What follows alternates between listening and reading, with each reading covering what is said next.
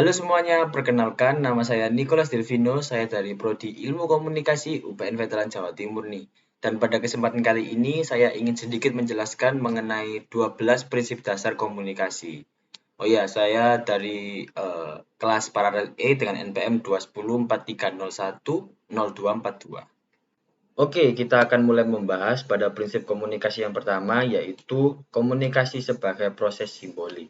Nah, maksud dari prinsip yang pertama ini adalah eh, suatu proses komunikasi itu bisa terjadi dikarenakan adanya simbolik-simbolik yang ada di masyarakat.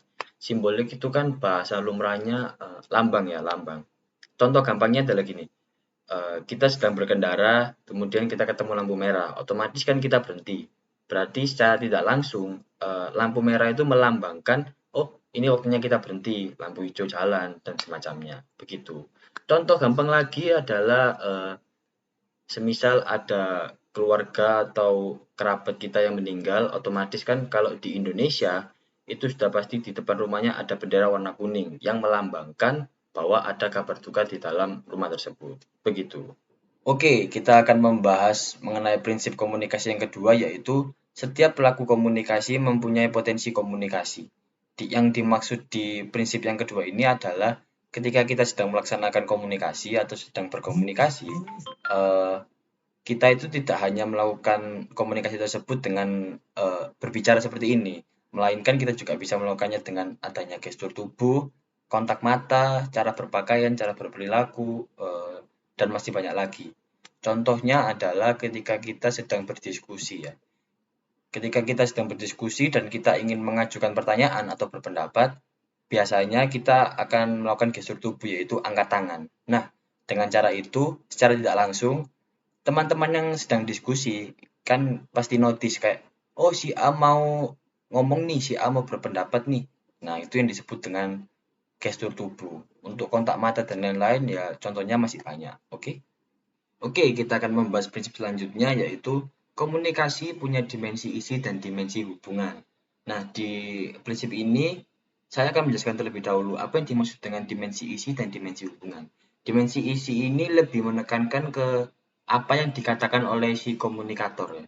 Lalu untuk dimensi hubungan ini adalah apa ya kayak menunjukkan bagaimana cara penyampaian dimensi isi tersebut. Jadi lebih ke bagaimana cara mengatakannya atau mengisyaratkannya kepada si komunikan. Contoh gampangnya adalah begini. Ketika ada seorang teman ya, teman kita bilang, aku benci sama kamu, tapi dia menggunakan nada yang tidak menggambarkan bahwa dia lagi marah atau membenci kita. Jadi kan otomatis kayak kita ini bisa menafsirkan perkataan si teman kita ini dengan dua arti. Dia beneran marah atau tidak. Begitu maksudnya dari prinsip ini. Oke, kita akan masuk ke prinsip selanjutnya yaitu tentang komunikasi berlangsung dalam berbagai tingkat kesengajaan. Di sini yang dimaksud adalah proses komunikasi ini bisa terjadi karena kita tidak sengaja sama sekali untuk melakukan komunikasi atau memang kita sudah apa ya kayak plan kalau kita atau merencanakan adanya komunikasi tersebut. Saya kasih contoh untuk komunikasi yang tidak sengaja terjadi. Seperti kita lagi di keramaian nih, kita lagi di keramaian terus kita lagi diem aja, tiba-tiba ada orang lain yang memperhatikan kita. Otomatis kan kita merasa kayak kok ada yang ngeliatin gitu. Jadi kan anggapannya kita lihat juga ke orang yang ngeliatin kita. Itu kan kalau secara nggak sengaja kita jadi ada komunikasi kan, tatap-tatap adanya kontak mata begitu. Kalau yang emang disengaja itu seperti kita sedang pidato atau presentasi, ya berbicara di depan umum lah, seperti itu.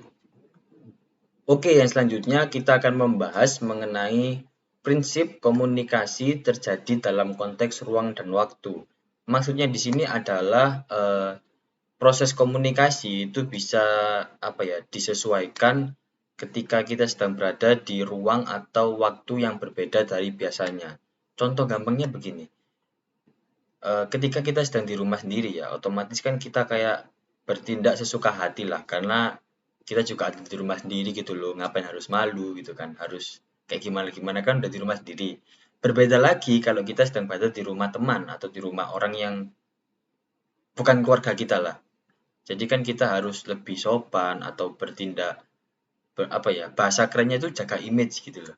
Jadi kan hal itu juga kita lakukan untuk menghormati tuan rumah yang punya rumah dan seisi keluarganya. Hal itu kan bisa terjadi karena adanya perbedaan konteks ruang dan waktu. Begitu maksudnya. Oke, yang selanjutnya kita akan membahas tentang komunikasi melibatkan prediksi peserta komunikasi.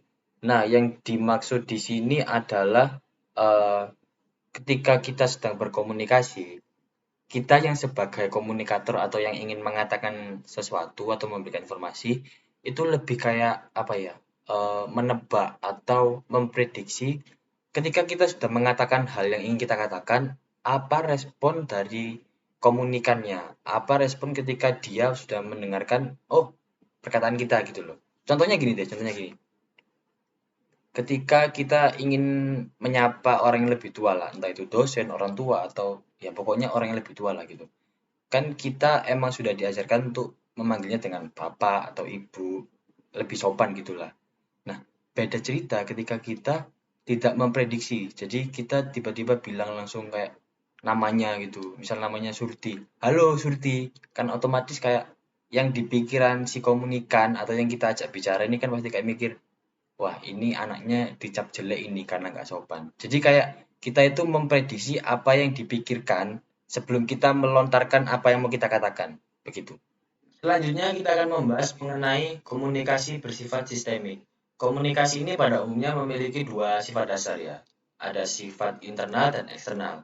Kalau internal itu dia lebih ke nilai yang membangun diri sendiri, tapi dari dalam diri. Kalau eksternal baru dari luar dirinya atau luar individu. Tapi ini dalam konteks berkomunikasi ya. Contohnya adalah gini, si A punya teman B, dan si A ini tidak suka dengan sifatnya B yang suka bahasa kerennya itu gibain. Gibain itu kayak ngomongin orang di belakang gitu loh. Dalam tanda kutip menjelek-jelekkan. Nah, secara internal si A ini memikirkan bagaimana caranya ia bisa menasihati temannya B ini, tetapi tidak menyinggung atau menyakiti perasaan si B. Nah, secara eksternal si A ini tetap menasihati si B dengan perkataan yang tidak menyinggung seperti kamu harus kurang-kurangin sifatmu yang sering gibain orang atau yang sering ngomongin orang di belakang, jelek-jelekan orang di belakang karena sifat itu tidak baik buat kamu, bisa jadi kebiasaan buruk. Nah, gitu guys. Jadi kayak sifat internal dan eksternal dalam konteks komunikasi ini itu saling berkaitan gitu loh. Oke, kita akan masuk ke prinsip selanjutnya yaitu semakin mirip latar belakang sosial budaya, maka semakin efektiflah komunikasi. Nah, di sini yang dimaksud adalah ketika ada dua orang berkomunikasi dan mereka berasal dari satu latar belakang sosial budaya yang sama, maka komunikasi mereka akan lebih efektif. Contohnya adalah gini, anggaplah ada dua orang nih, yang satu berasal dari Surabaya, yang satu dari Malang. Kan Surabaya sama Malang itu sama-sama Jawa Timur ya. Otomatis komunikasi mereka pasti lebih efektif karena latar belakang sosial budayanya pun sama karena sama-sama Jawa Timur. Ya nggak sama banget mungkin tapi nggak sejomplang itu bedanya. Berbeda cerita kalau satu orang Jawa Timur komunikasi dengan orang Jawa Barat gitu ya, Sunda gitu. Kan sudah bisa dilihat kalau budayanya udah beda, bahasanya udah beda. Jadi kayak bukan berarti komunikasinya nggak jalan, tapi mungkin komunikasinya tidak seefektif jika dari satu latar belakang sosial budaya yang sama. Begitu. Oke, prinsip selanjutnya adalah komunikasi bersifat non-sekuensial. Non-sekuensial ini yang dimaksud adalah seorang komunikator bisa menjadi komunikan dan sebaliknya, seorang komunikan juga bisa menjadi seorang komunikator. Jadi kayak gantian gitu loh. Contohnya gini deh, ada dua orang anak lagi kerjain tugas nih, A sama B. Pada tugas pertama, yang A ini nggak tahu informasi tugasnya. Jadi tugas yang B adalah memberikan informasi ke A. Anggapannya kan yang B ini jadi komunikator, yang A jadi komunikan. Nah, anggap aja ada tugas dua. Tugas dua ini jadi kebalikannya tugas satu. Yang tadi jadi komunikator jadi komunikan, dan yang jadi komunikan tadi jadi komunikator. Jadi kayak bisa kayak tukar informasi gitu lah bahasa gampangnya. Begitu. Oke, kita lanjut ke prinsip selanjutnya yaitu komunikasi bersifat prosesual, dinamis, dan transaksional. Nah, dalam prinsip ini umumnya terjadi proses yaitu saling tukar menukar informasi ya atau saling memberi dan menerima informasi. Dan di prinsip ini juga komunikasi itu bersifat bisa merubah pemikiran seorang komunikan yang mungkin komunikan belum mendapatkan informasi tersebut. Jadi contohnya seperti ini.